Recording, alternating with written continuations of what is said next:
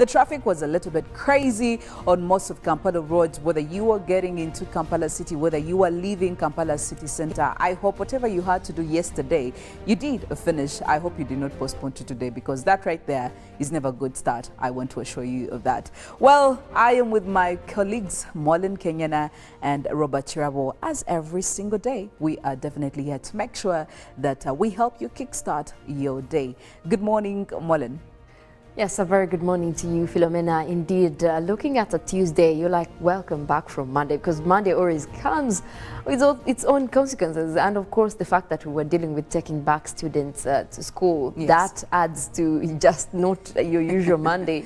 But again, Philomena, this month we are celebrating or creating more awareness actually about mental health. Yes. And to me, that is going to be the highlight of the month. I know that there are a lot of Ugandans who are not even aware that we have counselors or even therapists to begin with in case they have mental issues.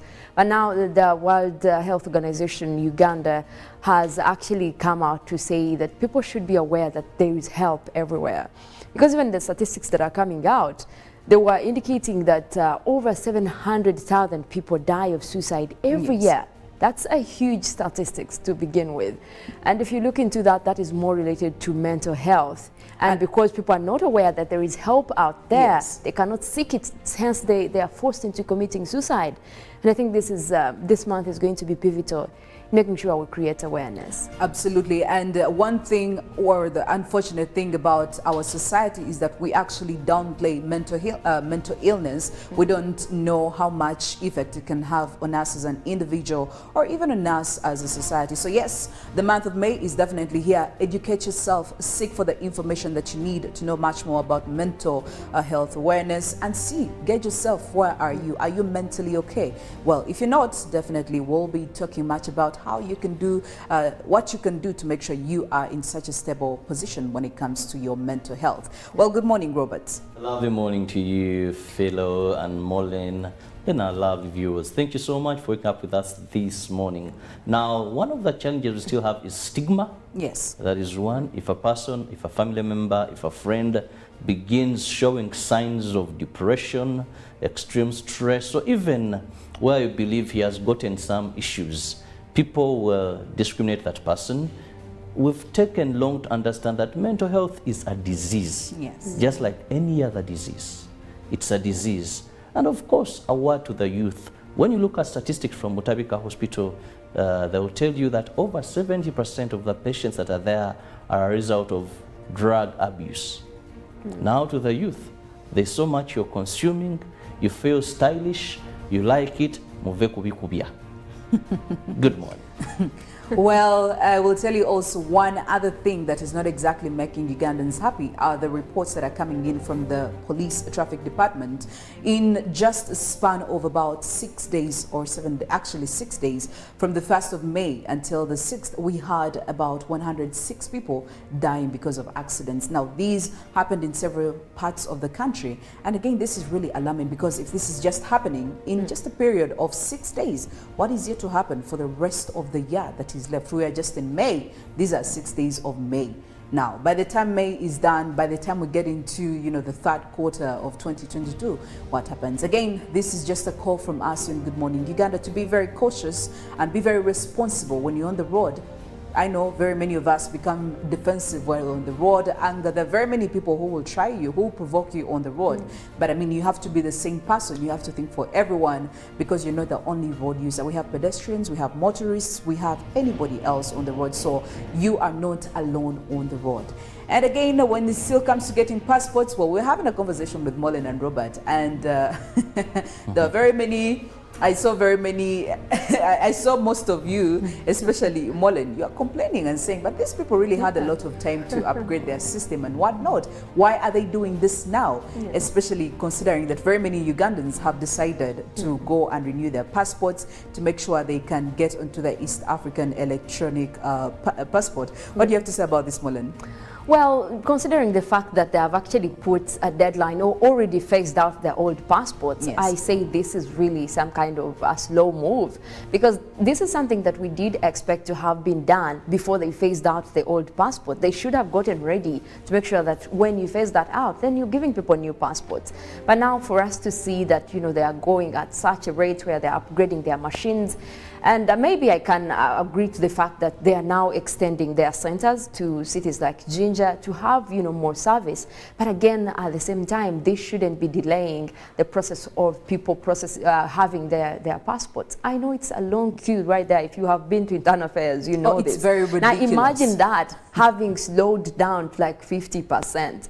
That means that it's going to be worse. So we hope by the end of this month, actually, that is sorted and we can get back to the normal, you know, maybe kind of routine, because it is also slow. I should say that. Yes, and I hope NIRA is actually looking at what is happening to the Ministry of Internal Affairs, because when the time comes, our national IDs, for all those that have gotten their national IDs, at least at one point they're going to be expiring at the same time. So I hope NIRA will be in such a better position to be able to give and issue out the new national IDs, because definitely right now in Uganda, there is nothing you can do if you don't have a national ID. It is the passport to do whatever you have to do within the country. Well, also taking you through some of the stories that we did have, of course, that is back here at home and outside our Ugandan borders, onto the African borders and across African borders. Starting off with some of the stories back here at home with you, Robert.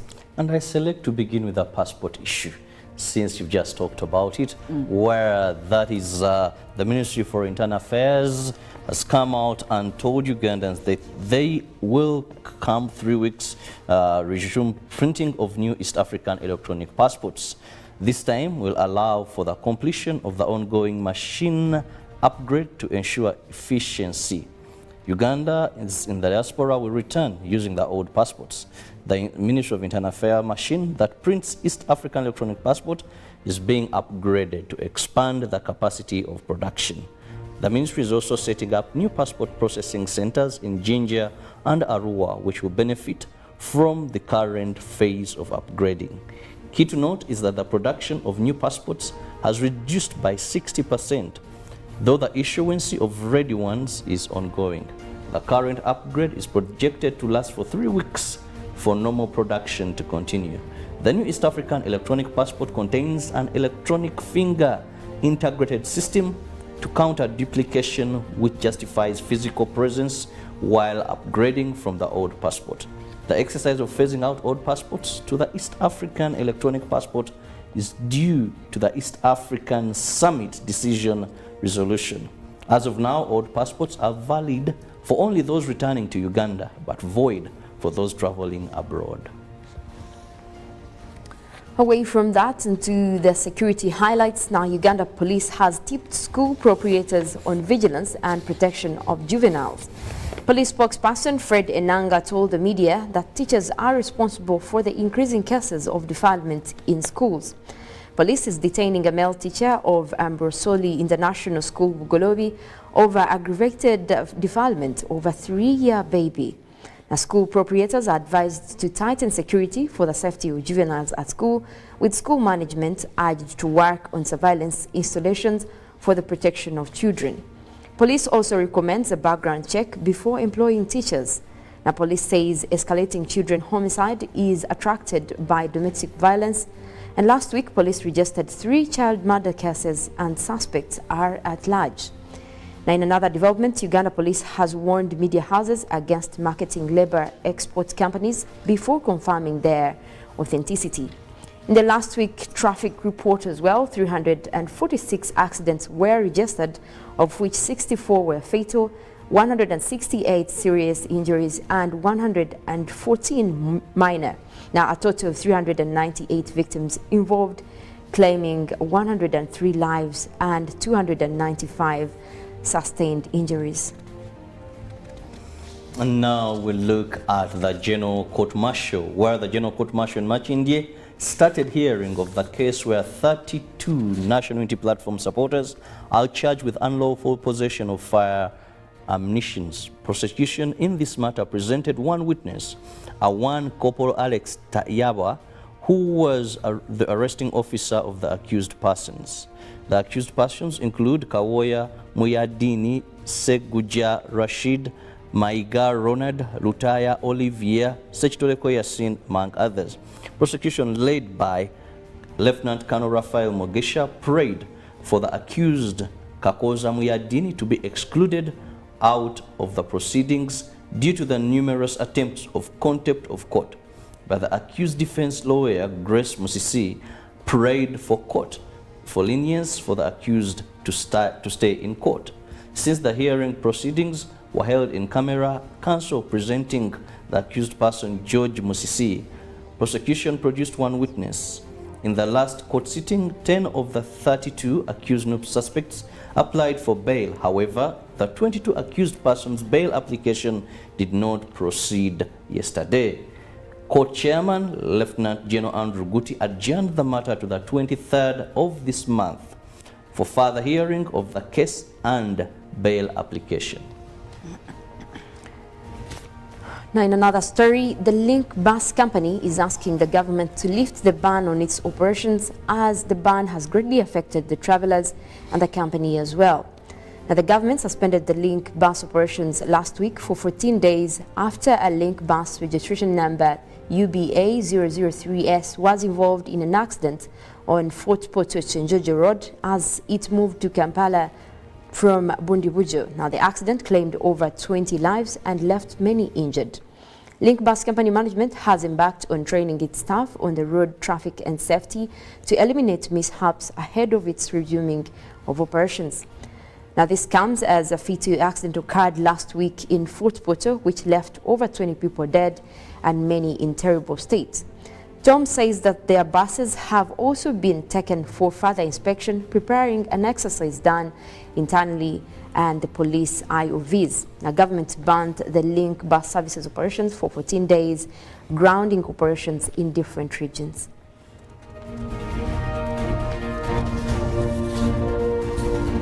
Now, moving into the international news, the Queen has pulled out of this year's state opening of Parliament and the reading of the Queen's speech, Buckingham Palace has announced. This will be the first time since 1963 that the Queen will have missed the constitutional ceremony which sets out the government's legislative plans. Prince Charles will deliver the speech on Tuesday for the Queen. The 96-year-old monarch has mobility problems and has had to cancel a number of recent public appearances.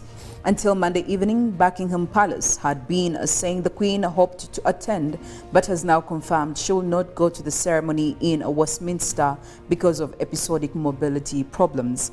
A statement said the Queen, in consultation with her doctors, had reluctantly decided not to attend the state opening. Prince Charles and Prince William, the Duke of Cambridge, have jointly been given the authority to open Parliament on her behalf. During her 70-year reign, the Queen has until now only missed 2 state openings. The imperial state crown will still be brought to Parliament and the Queen's throne will remain empty, with Prince Charles, Camilla, the Duchess of Cornwall, and Prince William expected to be seated in front of the assembled parliamentarians. The Queen's absence follows some missing events at Easter, including the Maundy service and the announcement that she would not host royal garden parties this year. And moving on to Alabama, well, U.S. police say they have captured an escaped inmate after a 10-day manhunt, and that a guard suspected of helping him has died after shooting herself. Murder suspect Casey White, 38, is in custody, while Vicky White, with no relations, 56, died in hospital following their arrest in Indiana, officers said. The pair vanished from a Lauderdale County, Alabama prison on the 29th of April 2022. They are believed to have been romantically involved. According to officials, they were last seen as she was transporting him to a bogus mental health evaluation. It was Miss White's last day at work before retirement. She had recently sold her home and told colleagues she planned to spend more time at the beach. Now, late on Monday, the Vanderburgh County Coroner's Office confirmed that Vicky White died in a local hospital after shooting herself during the pair's arrest. More information on her death is expected to be released on Tuesday following an autopsy. Lauderdale County Sheriff Rick Singleton said earlier that the couple's vehicle crashed after a police chase in Evansville, Indiana, at which point Casey White surrendered. "We got a dangerous man off the street today. He's never going to see the light of day again," he said.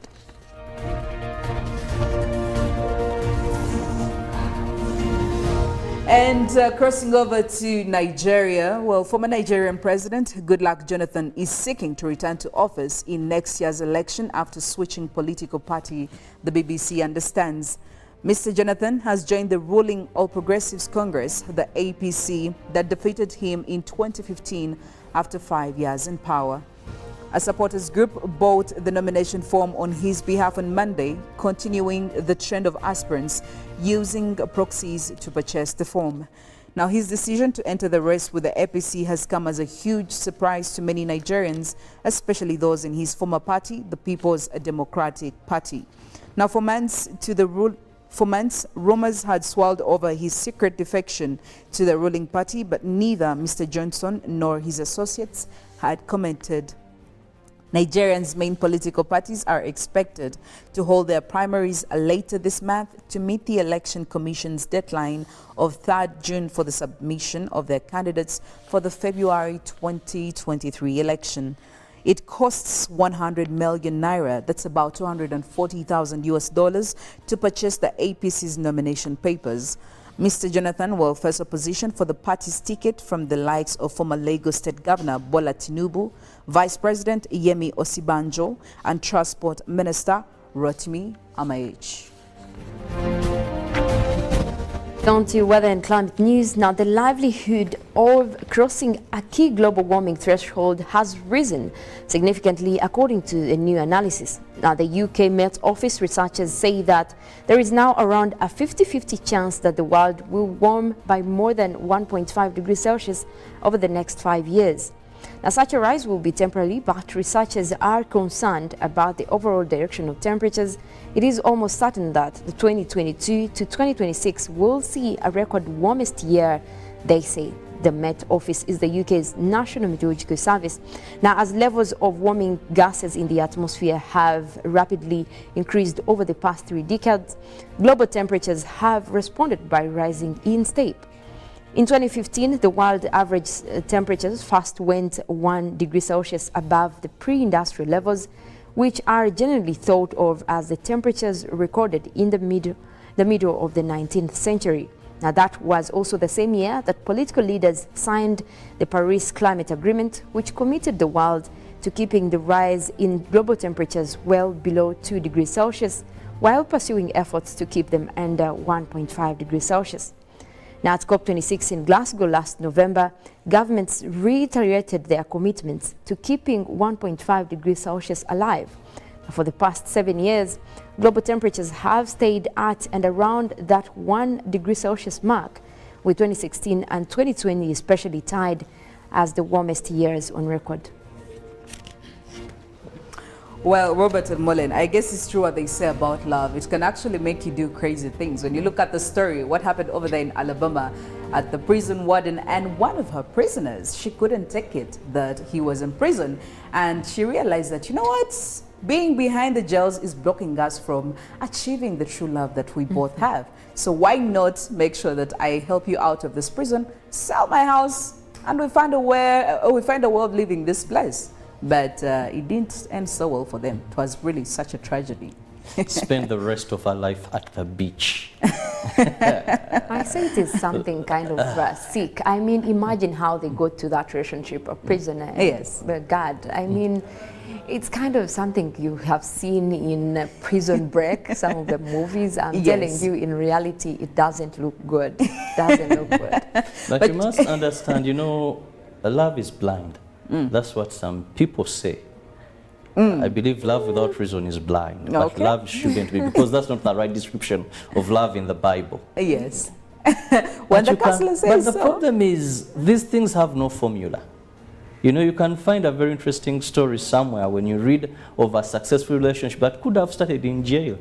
Maybe when one was warder, the other was behind bars, and the end of that. So you don't have a proper formula that this is where a successful relationship begins from. It's not there. But there are rules against stuff like that. It's The only problem is the illegality, you know, that she helped this person escape. Yes. That is the illegality. But a prison warder falling in love with an inmate has no problem about it. Also, considering the fact that these are the people she sees every single day. I mean, she's at her workplace. So when this person is always in your face, this is a face you see every single day. I mean, you're bound to fall in love with them. It just happens. Yes. Yeah, yes, but you see, the does. law Very does not interesting. allow for that. There are rules against that. It's like saying because your teachers More are than love seeing supersedes students all the every day. rules, whether it's right or wrong. This one, don't It break. supersedes all boundaries. There is no formula. For me, that's what I've learned for a successful relationship. There could be basics, there could be principles, but at the end of the day, a successful relationship can begin from anywhere. Some meet in buses, some meet at church, some meet at sports grounds, some meet in The prisons. chancellor is really going crazy out on this one. Well, just to have you engage in our conversation this morning, and of course that is the poll question, we would love to find out from you what should be done to end or stop increasing teacher strikes over salary increments. Now, we did have the teachers warn, that was yesterday, that they were not going to step foot into any class, especially the science teachers in all these public schools, unless their salary is increased. And well, seeing that children are reporting or reported back to school over the weekend and yesterday, this is clearly going to affect them in one way or another. So tell us, what do you think should be done to stop or even end the increasing teacher strikes over salary increment? Well, while you are at it, I would also love to hear from Robert, because I know there is more gospel he has to give us this morning. And I'm always an ambassador of a healthy life. And a healthy life by taking what we naturally have that is God-given to us. Now, this bottle, Hallelujah, Jinga tea, all there is Jinga, sucrose, and a number of other ingredients that I had to come by. This is what our grandparents took whenever they fell sick or that boosted their immune system. And they lasted for many years. The Queen being 96, where we had Ugandans that could hit 100 plus. But of late, that is not easy to come by. And when we find them, we praise them, how they have lived for a longer time.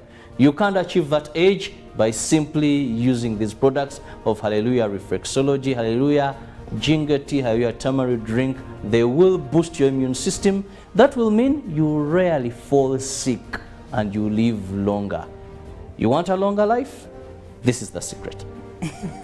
I would have loved to get into how long Robert would want to live for, but I will leave that conversation for tomorrow. But for now, we'll be getting into the inspiration song for this Tuesday morning. When we get back, of course, it will be the Good Morning Uganda newsreel. Good morning.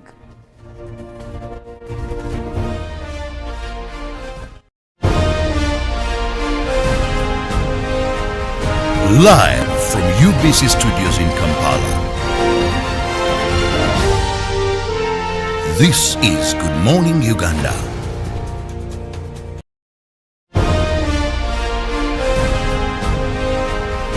Live from UBC Studios in Kampala. This is Good Morning Uganda.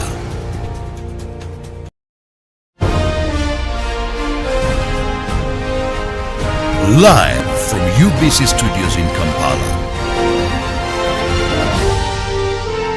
This is Good Morning Uganda.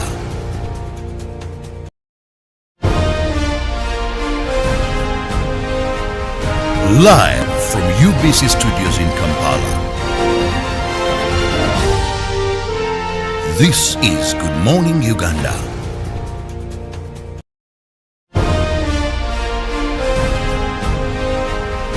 Live from UBC Studios in Kampala. This is Good Morning Uganda.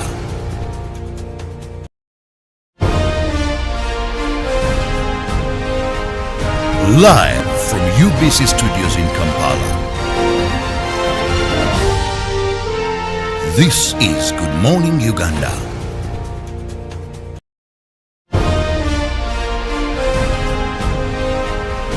Live from UBC Studios in Kampala. This is Good Morning Uganda.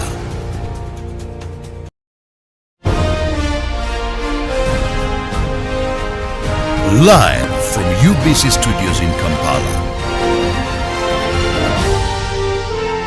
This is Good Morning Uganda.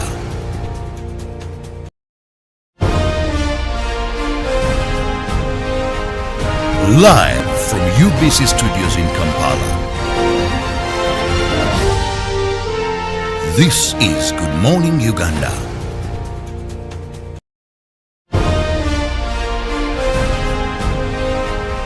Live from UBC Studios in Kampala. This is Good Morning Uganda.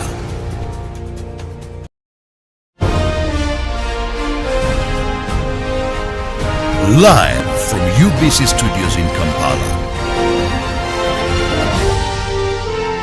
This is Good Morning Uganda.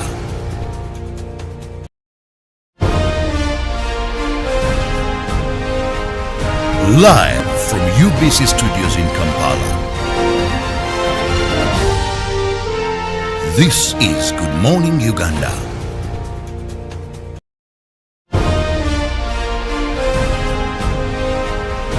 Live from UBC Studios in Kampala. This is Good Morning Uganda.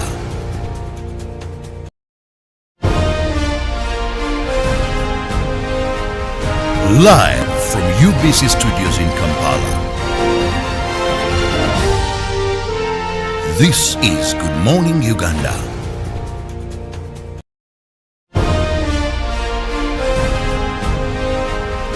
Live from UBC Studios in Kampala. This is Good Morning Uganda.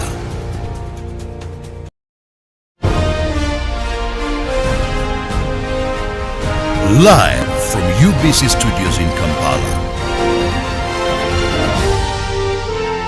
This is Good Morning Uganda.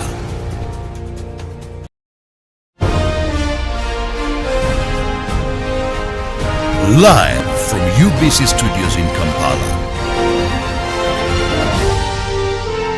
This is Good Morning Uganda.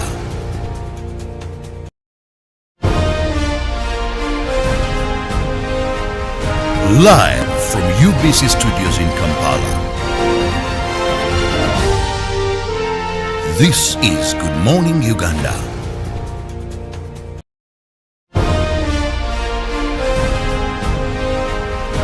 Live from UBC Studios in Kampala. This is Good Morning Uganda.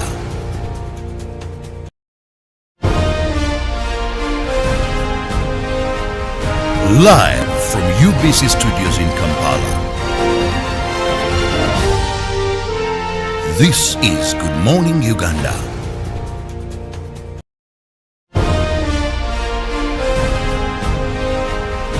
Live from UBC Studios in Kampala. He made it possible to receive quality medical services anywhere in Uganda by simply using a phone. This is a story of a regular Ugandan just like you, who harnessed the power of technology to provide a solution for us. How about you tell us your story? UG needs more of you. To share your story, visit airtel.co.ug/UG needs more of you or call or SMS 162. Airtel, the smartphone network.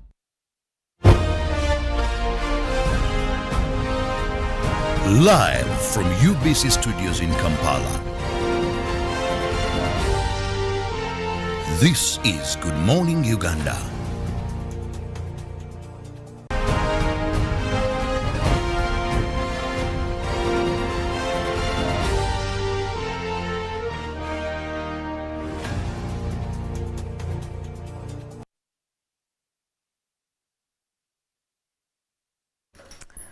It's exactly 4 minutes after 7 a.m. right here in Good Morning Uganda. Just in case you have just joined us, well, welcome, and we're doing well. We hope you're doing well as well.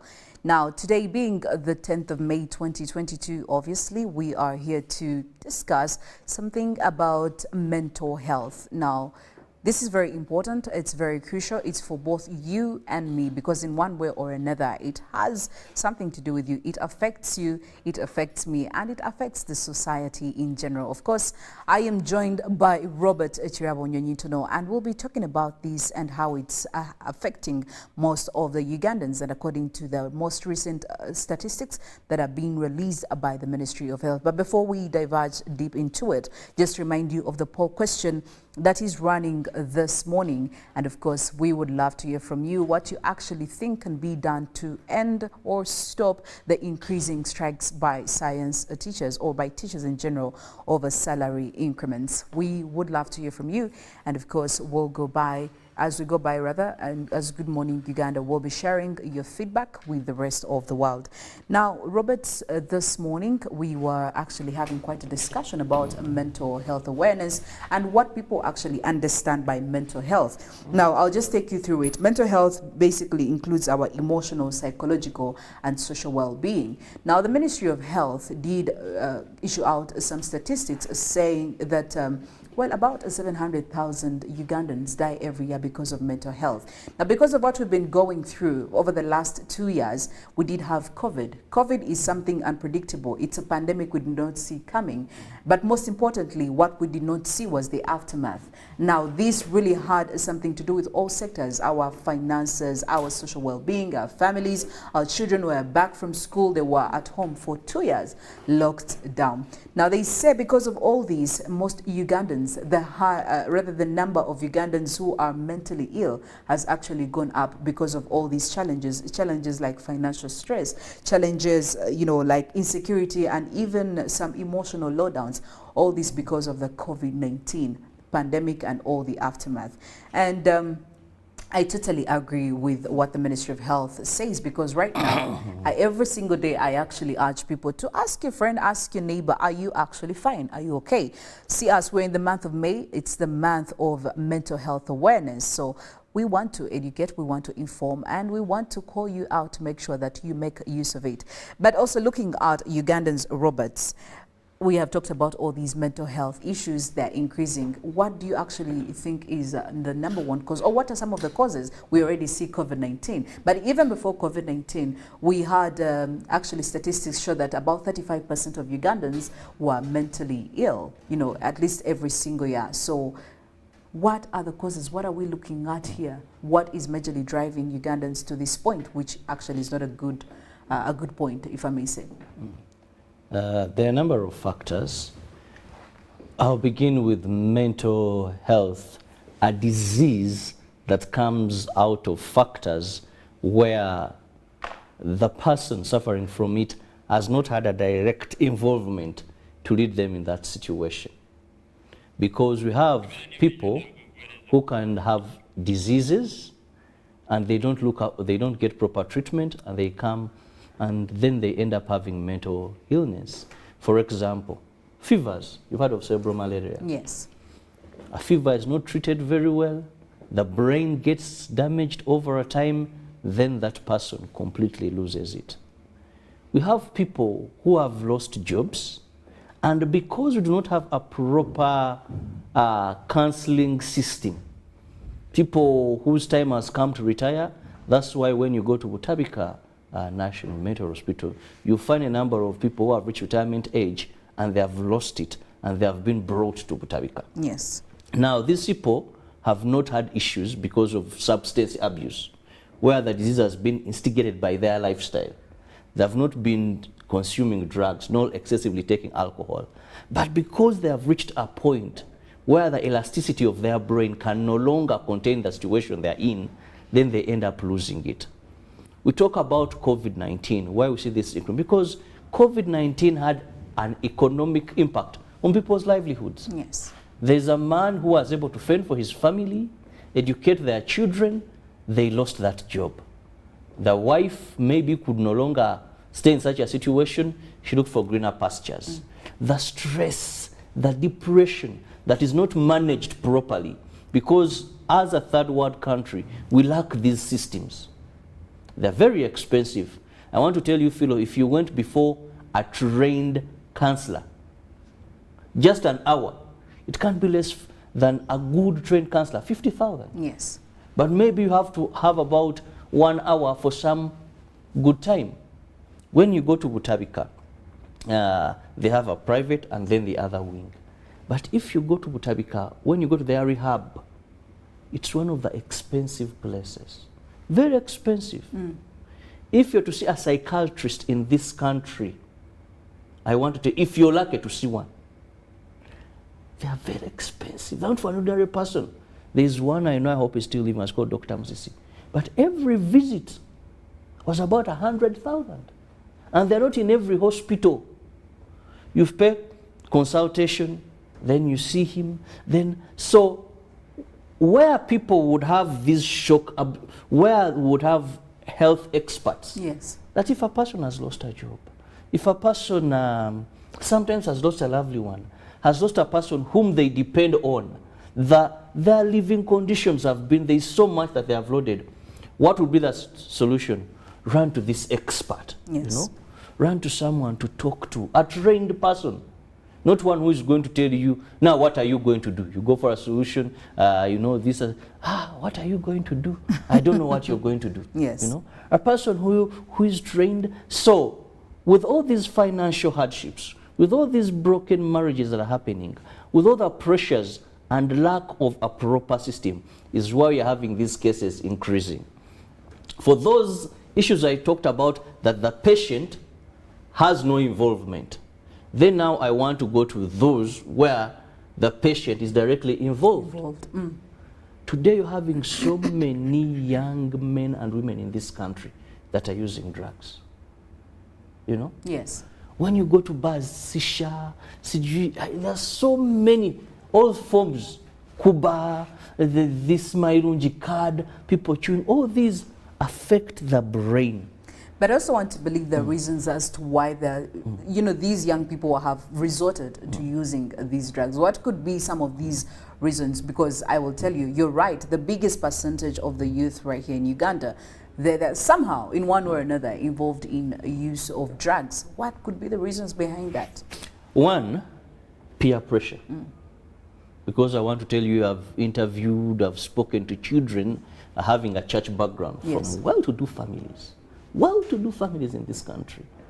And these kids are involved in drug abuse. So you won't say they are depressed, they don't have, there is no money. Actually, one of the biggest problems some of these Class A families are facing Yes. are their children, are their kids being involved in drugs. Parents, yes, they could be, but back home, many children are in rehab. You know, health is private. Absolutely. But I want to tell you, some of us who've interacted with these families, who've gone to Butabika, interacted with some of these people, I want to tell you, you can be shocked when they tell you that is so and so's son. Yes. Many good families today have had their children commit suicide. Is it because they lack money? They don't know their future. They sleep on hungry stomachs. So one is peer pressure. Bad company corrupts good character. So second, yes, poverty as well. That many children born in slums, many children born in these unprivileged homes have 99% chances of consuming drugs because they feel solace. You know, when you take drugs out of that 24 hours a day and you're reasoning properly, only 1 hour. So the rest you don't know that even I don't have a meal, you don't think of what is coming ahead of you. Yes. Look at our street children. How many of them are taking aviation fuel? If you've moved around, you see them with a piece of cloth, wet, and they are doing like this. Yeah? They're sniffing aviation fuel because it makes them seemingly forget even where they are. You find someone on drug abuse and is telling you, right now I'm on a beach in Miami. So they think that is a time where they feel all that is surrounding them. Because they're under the influence of that drug, they're not seeing it. That's why they will even fall in sunshine. You find someone sleeping in deep sleep. For them, they're at a beach in Miami. For you, you're seeing them on the streets of Kampala. So if out of the 24 hours, this person can reason and think about and have all that stress in normal thinking, Yes. they will not. So they will live that life until it finally knocks them off and they can no longer control, understand, and they need rehabilitation. Yes. Now, speaking of the accessibility, especially to these mental health services, because now if we are seeing the numbers exponentially growing, and I mean the Ministry of Health said if nothing is done about this, they are yet to grow even way, way higher. I mean, how is the accessibility of Uganda? Do you actually, we as a country, the health sector, have we done a lot to make sure that all these health services, especially when it comes to now like, you know, psychiatric hospitals, right now we have Butabika. I don't think we have any other major hospital, at least that I know of.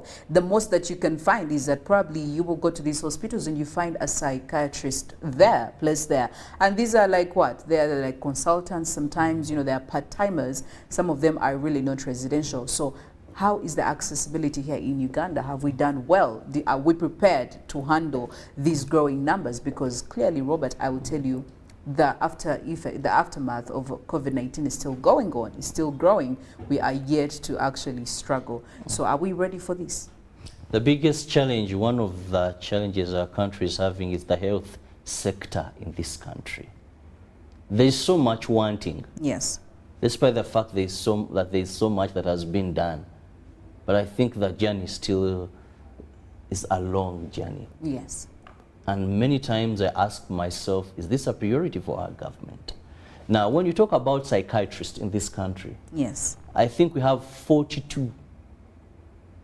About 15 may be about to complete, but you have 42. And remember, it takes a long time to train these people, Philo. Yes. That's why sometimes when they demand for high pay, I resonate with them. Training a psychiatrist doesn't take only 5 years. You do basic medicine, specialize, then reach and other courses. You have about 42 psychiatrists, and maybe 15 that are coming out, for a population of about almost 45 million people. Yes. When we put together psychologists, counselors, you have about 1,000. It means for one psychiatrist, he's serving 1 million people, if you put that in 2 ratios. Yes. And even the photo I'm talking about, some have retired. Some have retired completely. Yes. So when it comes to experts in handling this, we do not have. And this is where I want to commend the civil society, the non-government organizations that are in this, Mental Health Uganda, others that are doing a tremendous job. Yeah. At least they try to hire these people on non-government organization basis and try to reach out, give some assistance. We have the Mental Health Act of 2019, but the challenge is it has not been integrated into the primary health service care in this country. Because that is why you cannot go at health center, falls and all, apart from maybe regional hospitals, and find a trained personnel to handle mental health. Yes. It's not there. You either have to go to referrals, where you find these experts because they are few, or go to the private hospitals. And even private hospitals, not all have these people. And it's very expensive there. You have challenges. It is very expensive for you to access good, proper counseling services. Under Ugandan, you may not afford. When you go to these rehab centers, I want to tell you, even the few people that have come, because there are about 3-4 rehab centers in this country that are private, but I want to tell you they are very expensive. Even when you go to Butabika, it is not something that anyone can afford. So we need to ensure that we improve on these people, because I know there could be more than 42 Ugandans, yes, but not in Uganda. Uganda, we've had, when you travel across the globe, you're going to find these health experts that are Ugandans but are not working in Uganda. How do we retain them? That's why when the president comes out and says, let's first prioritize this group, I believe we should understand. Because it hurts when they tell you now for this disease, go to India, you find a Musisi. Yes. Go to Kenya, go to Nairobi, you find a Nyonyintono. Go to the US, you find Dr. Tim Sally. Like, what is happening? Are you Ugandan? Yes. What do you say? Makere, then this, then I came this way. Yes. How do you retain these people to have staffing? Then how do we ensure that these services, at least at health centers, lower levels, Lower levels, because in these communities where we find more of these cases. Yes. More of these cases. Like, government has done so much in the fight against HIV/AIDS that if you want these services today, you know, they're readily available. That's why Ugandans now can tell you, some funny Ugandans, the city because government has perfected that art. Family planning. They are in almost every community you move around. You see that symbol? There is someone doing, those services are readily available. So can we get mental health treatment and services close? Can we invest in them like we've done with HIV/AIDS, like we've done with family planning extension programs, where a woman can easily go to any health facility and we'll meet an expert there, explain to her all the methods, what do you want to use, what choose. In case of any challenge, we need to get to that level. Absolutely.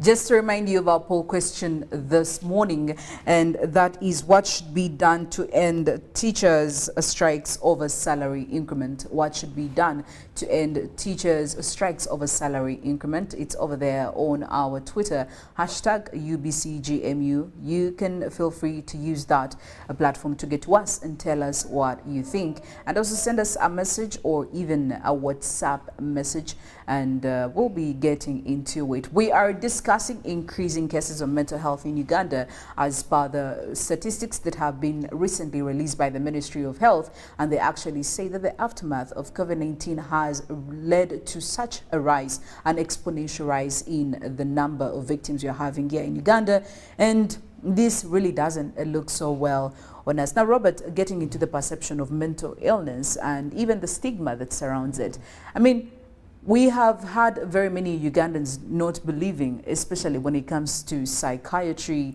We have watched movies, Ugandans, we do that a lot, and we see people going in for, you know, therapy, going to see psychiatrists because they believe they're not mentally ill. And quite a number of Ugandans don't believe that this can actually have an effect. Even when you do, even when you're mentally ill, there is that kind of stigma that is just surrounding it. Very many, a section of Ugandans actually believe that probably it's infectious, or, you know, they haven't yet engage themselves in getting all this information that is really necessary. Now, in your opinion, what do you actually think about this, especially when it comes to the perception? Do you think Ugandans are willing to go and see these psychiatrists? We are having only about 47. Now the numbers are going higher. So what happens? Do you think Ugandans are willing to do it? Or most of them are suffering there, they don't know, they're going through depression, but they don't even know what's happening to them? Mental health in African tradition still puts us, I want to call it, in a backward world. Yes. Because first, you know, some traditions are hard. Even the 21st century, they are still haunting and disturbing us.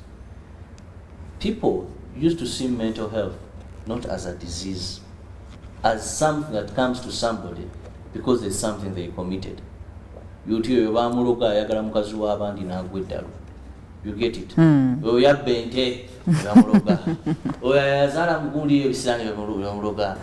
So there is still that thinking that mental health is not a disease. And this is what is affecting us, that we still have to do a lot of sensitization, that anyone at any point can become a patient of mental illness. Anybody at any point.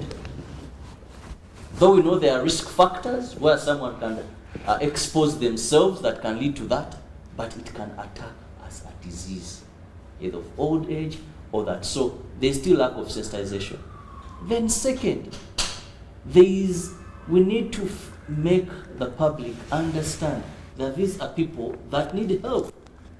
Because, Philo, if I came out and told you, well, I'm not fine and I'm visiting a psychiatrist, everyone would scream. Yes. They look at you in a very odd way. Yes. You know, there's that fear it creates. If I told you that Nasa Mukasa or Kamoga or anyone is visiting, or even I met them, everyone would wonder, are we safe?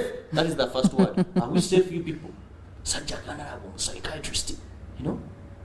So as long as we still have that stigma, yes, it would make it very, very hard for these people who need this treatment to go there. You get it? Yes. That is why first time HIV was killing people because of stigma. They say, I go to Tasso, someone finds me this in this war. Madume, what were you doing there? You must, so we need to ensure that we fight stigma. But also our government, there is one thing that usually hurts me. Yes. It's the way they round up these people and they are taking them for treatment. A mentally ill person is moving on the streets. They come with a lot of force, police patrol, they manhandle. These are patients. Yes. There's a time KCCA, I think maybe because of the numbers are increasing, they carry out an operation to remove these people off the streets. Because indeed, some could be a danger. But the way it is done is something I also feel that their rights are violated in one way or the other. So unless we fight stigma, these people will shun treatment. If I'm taking my drugs and I tell you that, well, I'm having depression, I'm having stress, and I visited a psychiatrist, he advised me this way, and then it is going to become a problem. I remember one time there was someone a lady who was appointed a minister. Yes. Some years back, the parliamentary, that vetting committee, someone stood up and said, oh, you mularu. She's whatever, I don't even want to use the term they use. But even the language must change. Yes. Even the language must change. When you're fighting stigma, everything matters. The term, please have that person. No. We are not going to get anywhere. We need to improve and provide the facilities, but we need to understand that this is a sickness and also know that people recover. People recover. Yes. I've heard many who say, we are working there, we have a case. People recover and they go on and serve this country to the maximum of their ability. Well, when it comes to stigma and perception, it's very, very important, because even right from what you say does have a way of affecting a victim. Well, like I did say, we're in the month of May and it is the Mental Health Awareness Month. And there are very many things you can actually do to be part of these awareness campaigns. Now, number one, you could actually take a free mental health screening, okay?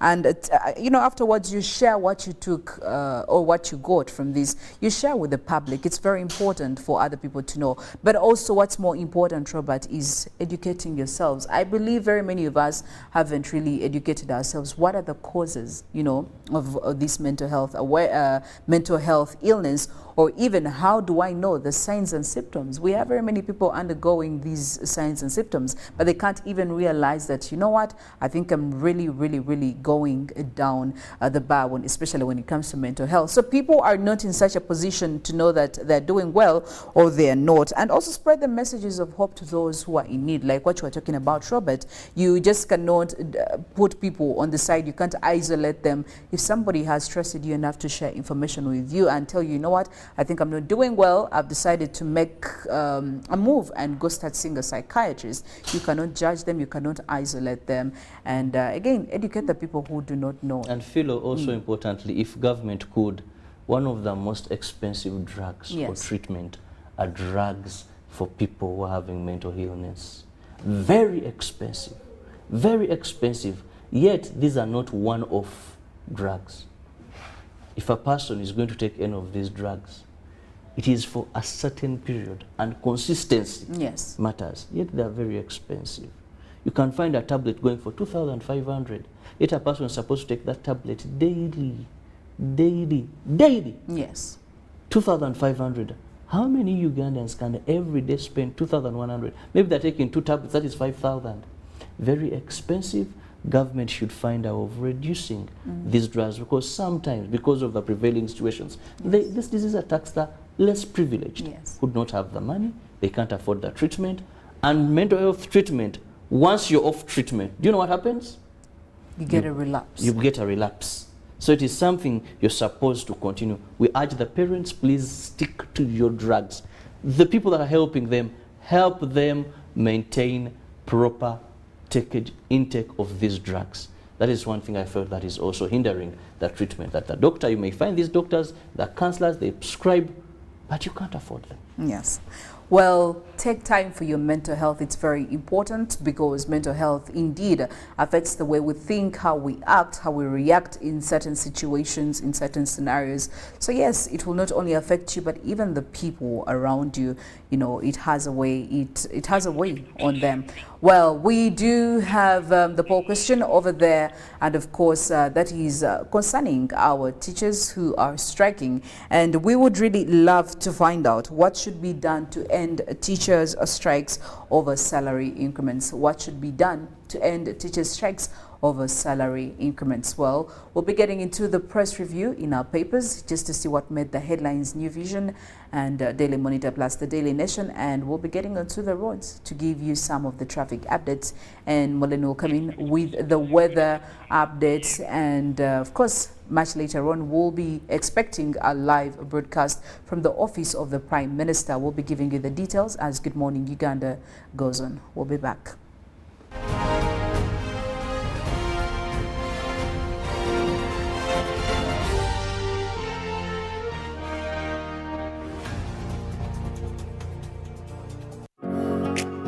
It's no secret that ICT makes learning easy. The strides made in our field could not be possible without it.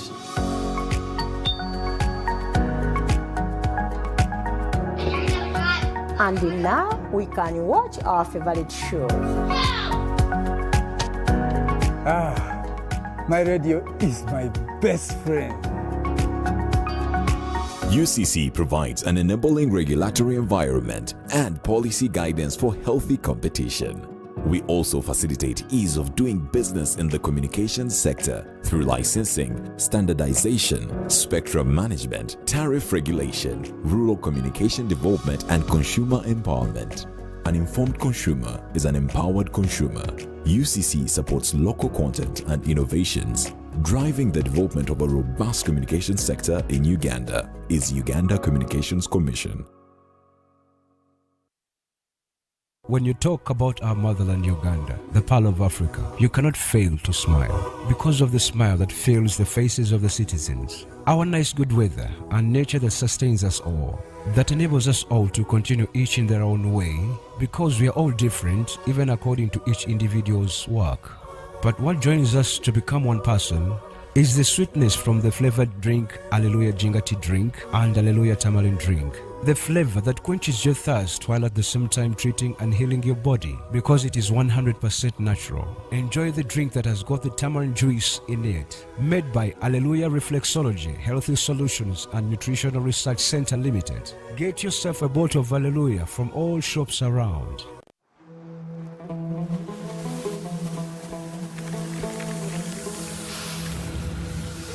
A World Cup in the desert?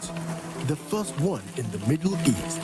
The first to be held at the end of the year? That's crazy.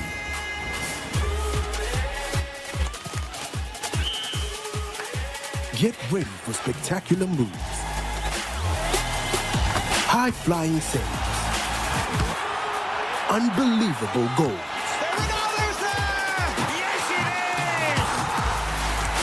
Out of this world celebration.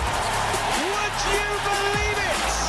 What a moment here! All 64 matches live. That's over 5,000 action-packed minutes of the FIFA 2022 World Cup Qatar. Now that's crazy. Catch all the action only on SuperSport, your world of champions. On Gold TV. Love it. Even with my grandson, a doctor at my side, I struggled to get the help I needed. But he saw something that day. He began to work day and night. He wouldn't quit, even when people said no. He wouldn't stop fighting. He knew something had to change, and his vision was bigger than anyone could imagine.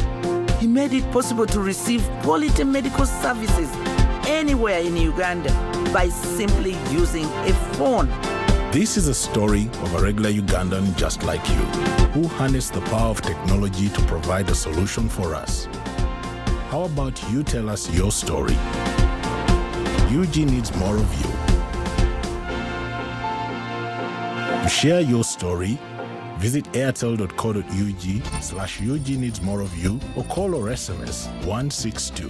Airtel, the smartphone network.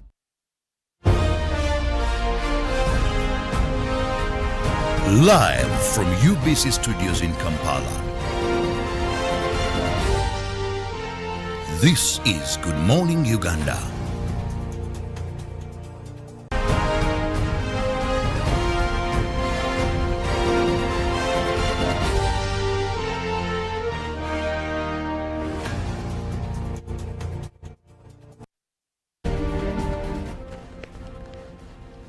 Welcome to the press review, and this morning we're starting off with the Daily Monitor, where we are looking at the big headlines. Science teachers go on strike over pay.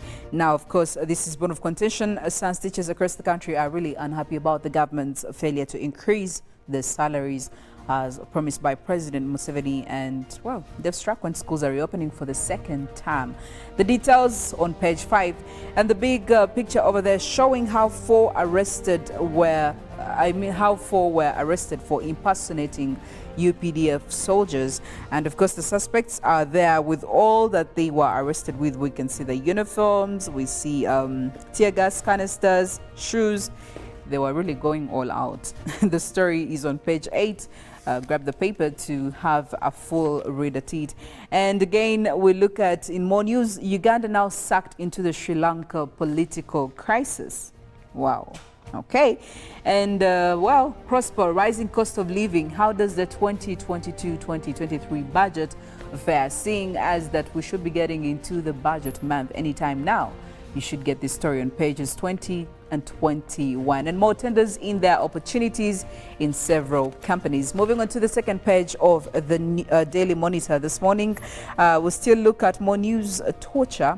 UN tightens news on Ugandan government, and Eritreans open 4 billion shillings Orthodox cathedral. And taking you back in time from the archives, we see the Minister of Education and Sports, Geraldine Namirembe Bitamazire, greeting children in Kampala. That was back in 2005. Still taking you back in history, measuring milk in liters starts. This was today in history. And looking at also an FBI agent who was sentenced to life in prison. Well, all that's in the Daily Monitor this morning, but also taking a look at what is happening in the New Vision over there, Mollen. Yes, the New Vision starts off with a story on the Health Ministry report saying a figure could be higher. Now talking about 14 million Ugandans mentally sick. Well, there is more to that story on page 6 of the New Vision for this morning. But also they give you a big picture right there of the President of Uganda, Yoweri Kaguta Museveni, with the First Lady, as Museveni promises new start for Ruwero. Well, there's also more to that story on page 5 of the New Vision for this morning.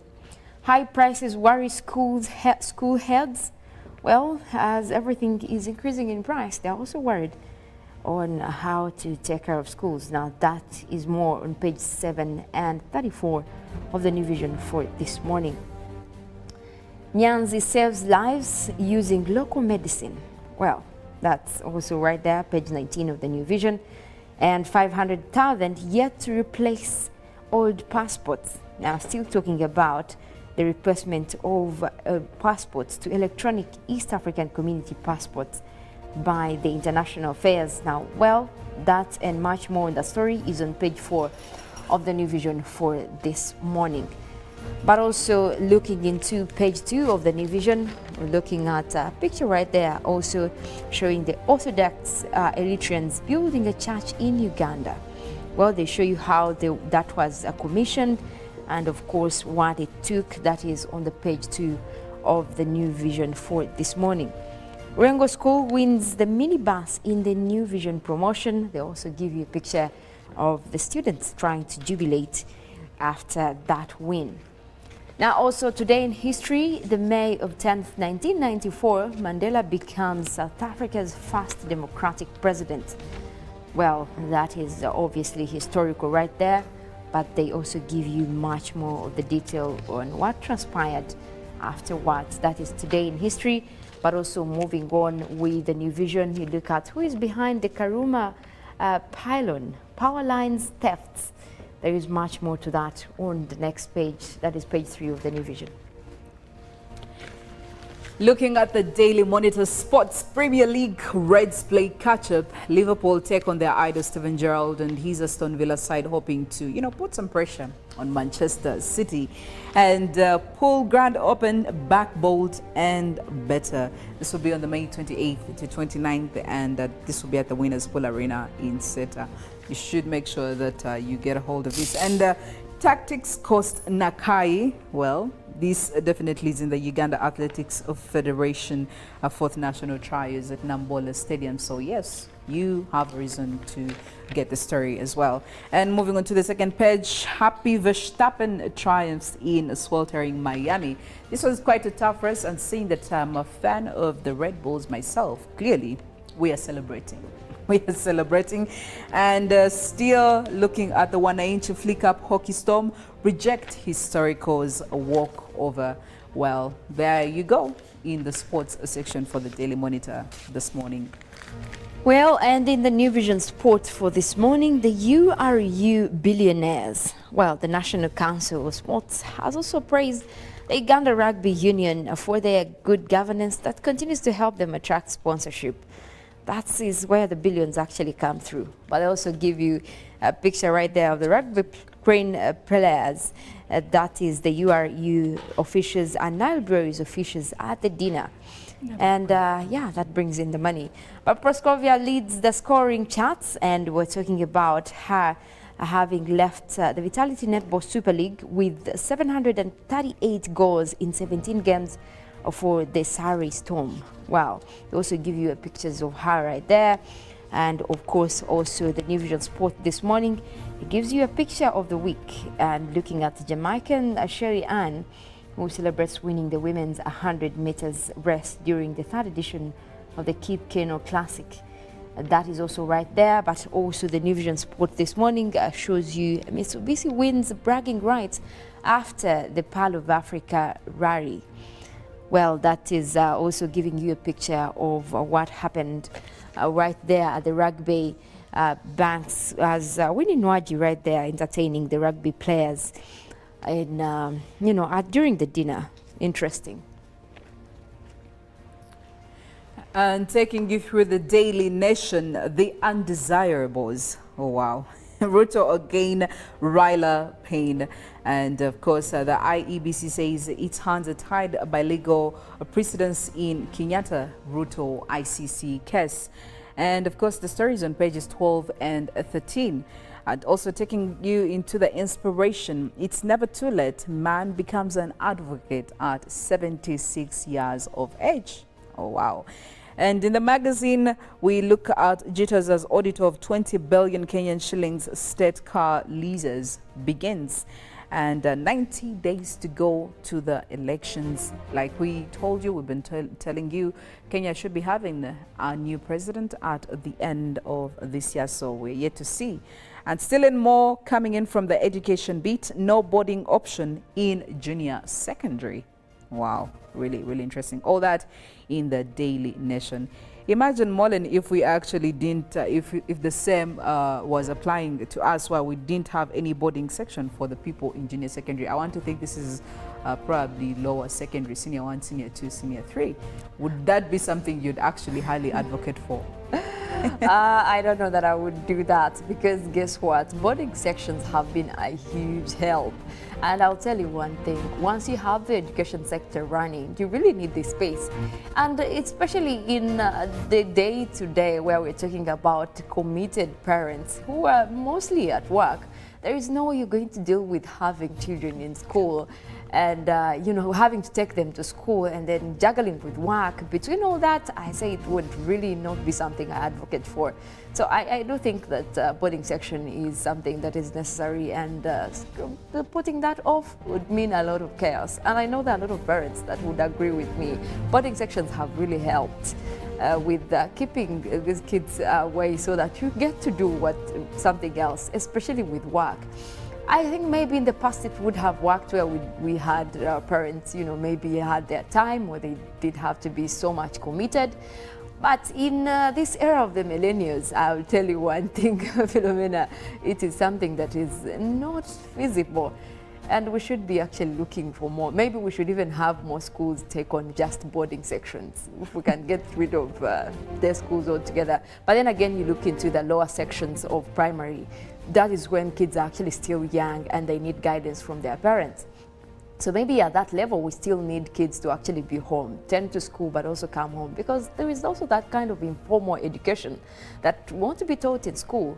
And much of that is what the parents really do need to also chew in and bring into the kids. Well, I really don't know where that would really leave us, but I think I would be in high advocacy for it.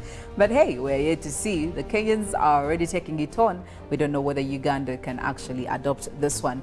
Also, just to remind you of the poll question, and of course that is running on our social media platforms on Twitter, where we actually do ask you, we want to hear from you, what you think can be done to stop the increasing teachers' strikes over salary increments that we expect to hear from you.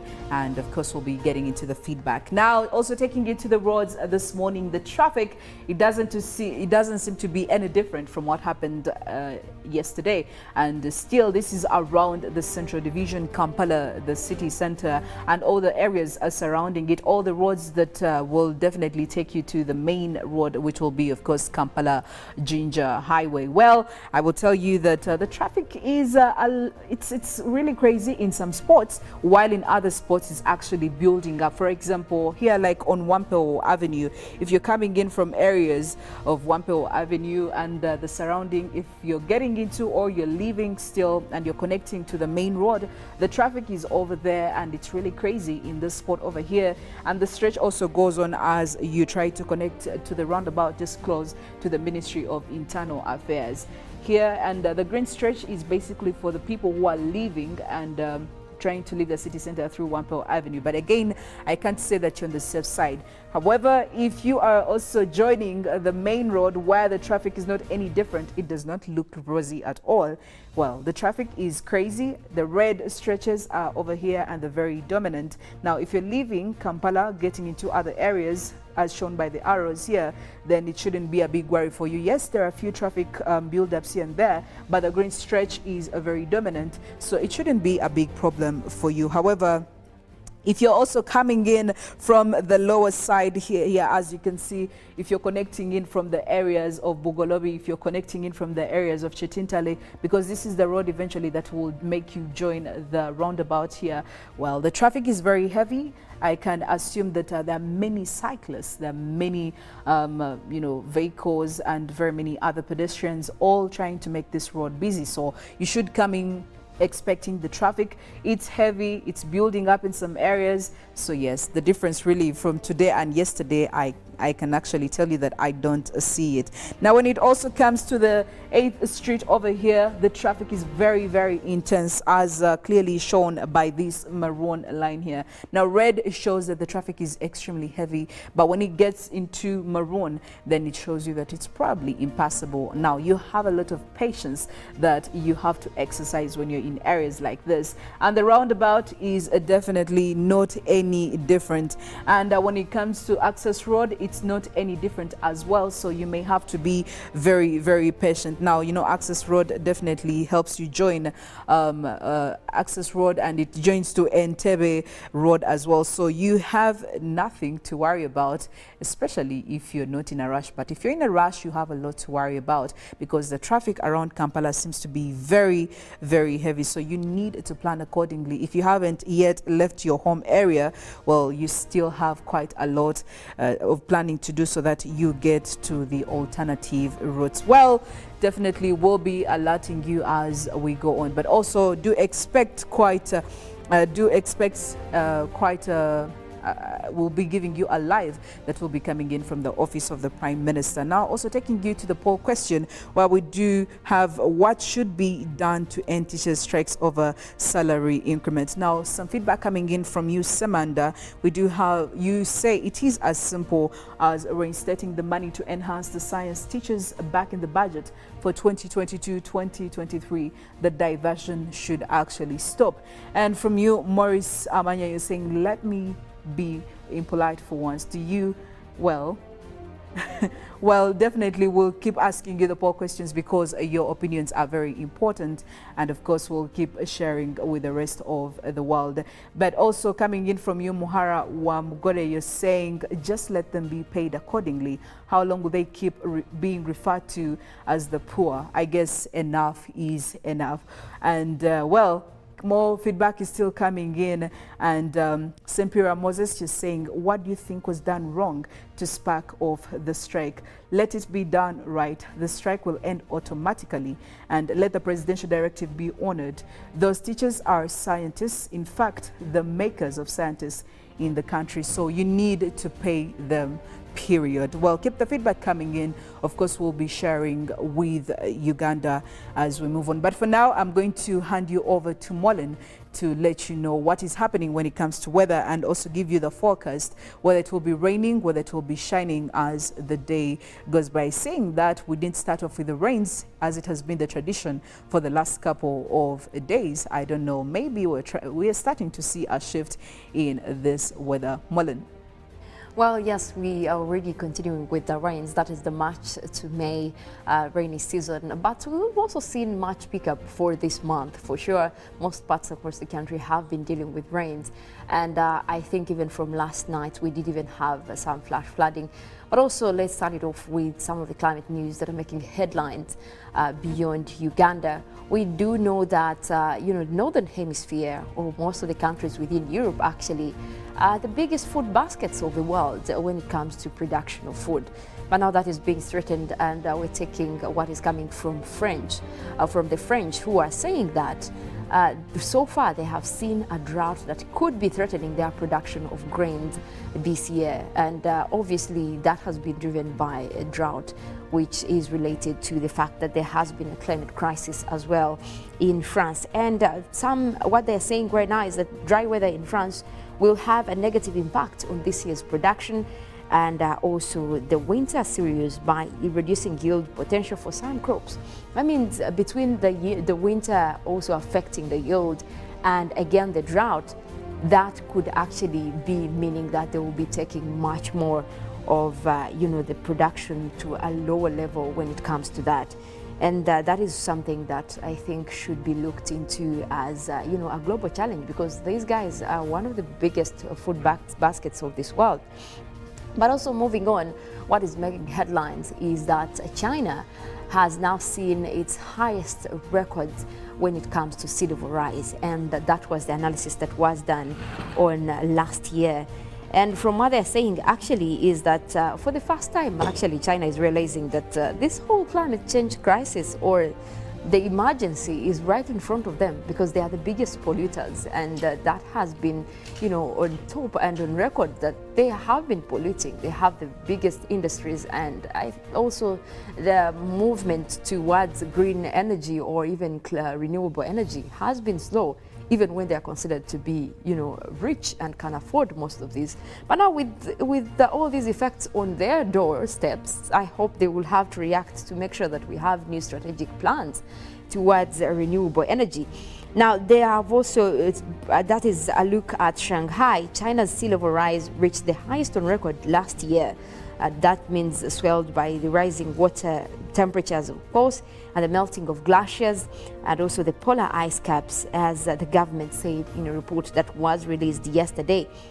Now, this also continues to add to the fact that China has been trying to make sure that they do have plans. They actually do commit even to the Glasgow Pact. We saw them in November last year making commitments, but their swift movement is not something that we have realized, because the more they delay in renewable energy, or the more they delay in moving completely to clean energy, we are still going to have these effects of climate change.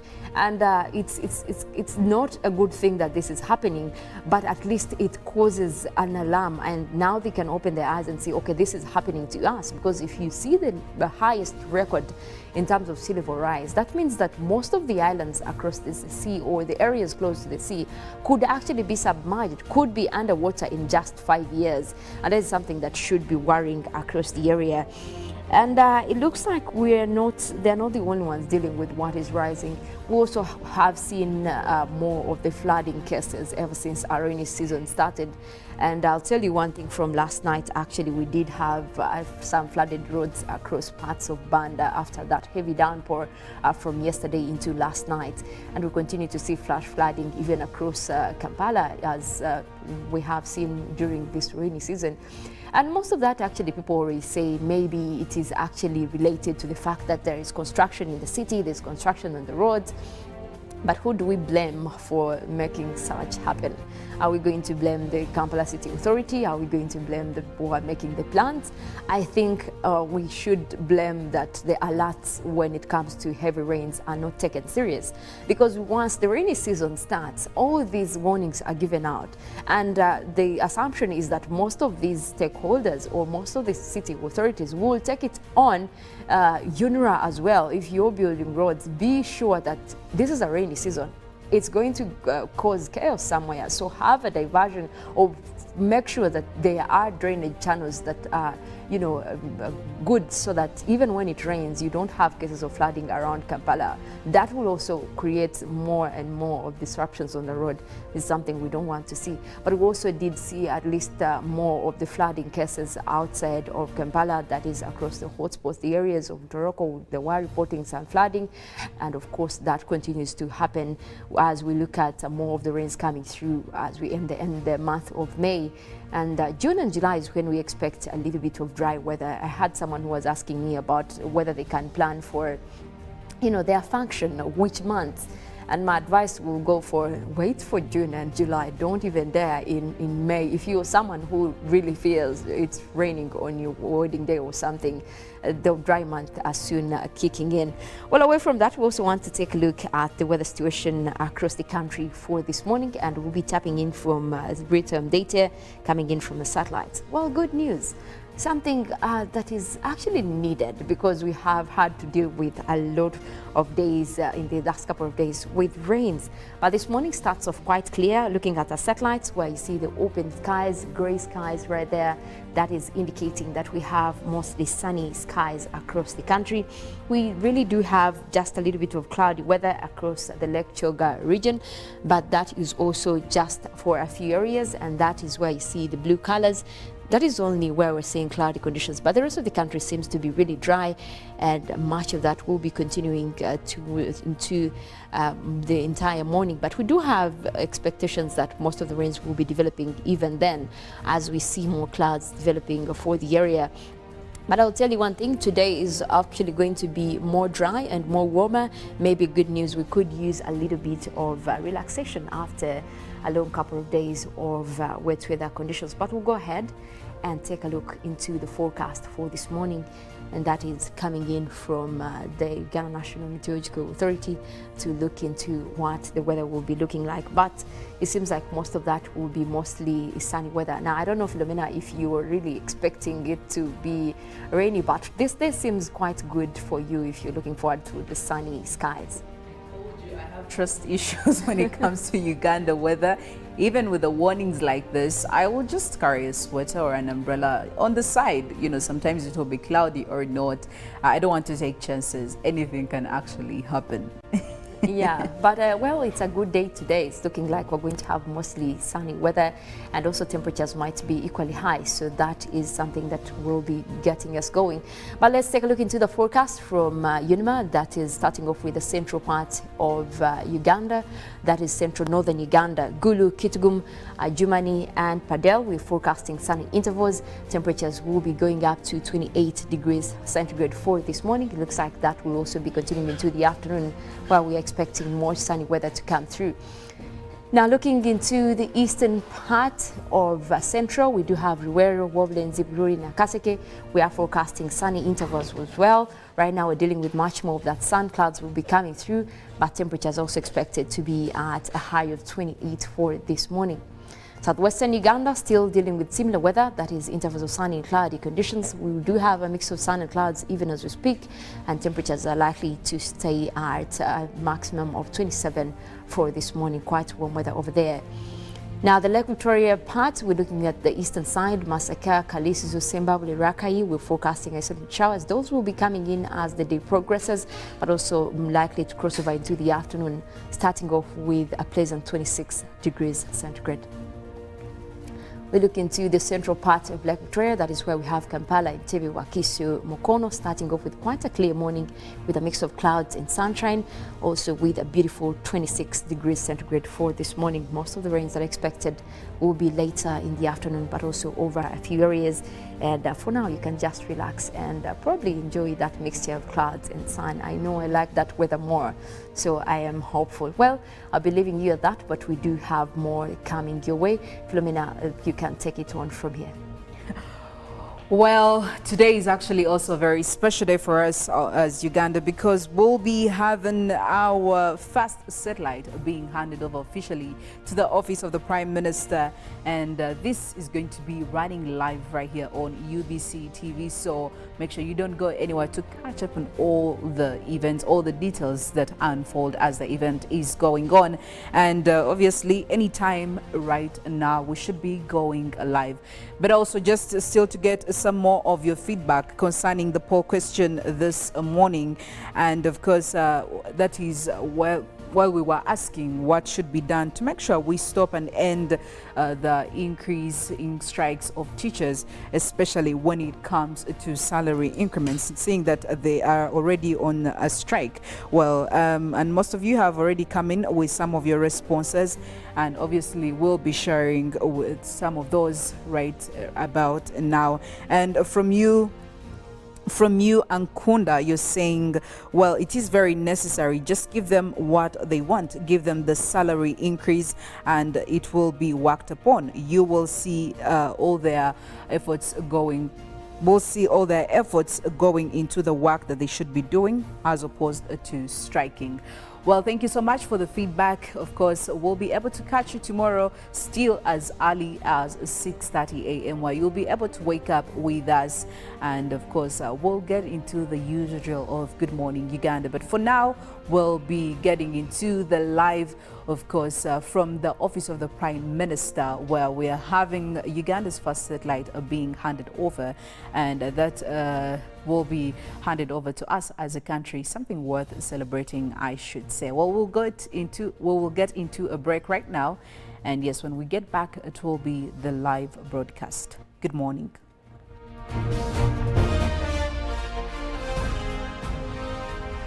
Live from UBC Studios in Kampala.